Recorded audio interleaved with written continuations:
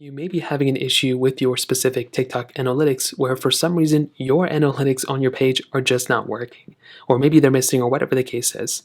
So in this case, what I'm going to show you is if you make your way over to your specific three lines up here, you'll click on creator tools. And if you are a creator, or I think if you have a creator account, you should be able to see these analytics page right there, but you may be able to see them regardless.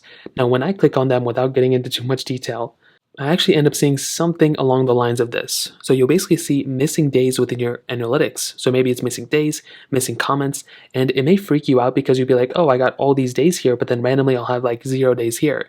Now, from the last few weeks, this has pretty much been happening and it is very, very sporadic. Some weeks it's fine, some weeks it's not. The reason why this happens is because it's just glitching. It's literally just a glitch, and it doesn't mean your account is affected. It doesn't mean your account was missing or something, or maybe it especially doesn't mean you had 0 views that day. All this really means is that on these specific days, for some reason TikTok was having issues, and they just, I guess, either didn't account to it properly or whatever the case is. Now, the reason why I say that is because I have been taking such a close eye on my TikTok profile, just because I've been posting a lot more on TikTok. If you guys aren't following me, make sure you follow me.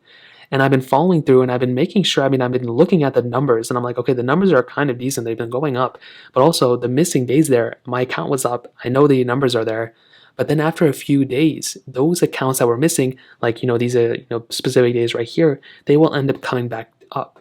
So the way to fix it for the most part is to just wait it out. The numbers will refresh on their own and they will eventually be what they should have been when they initially got there. It's very annoying. I don't know why it happens, but that's pretty much what I've been able to see online, that it's random glitches.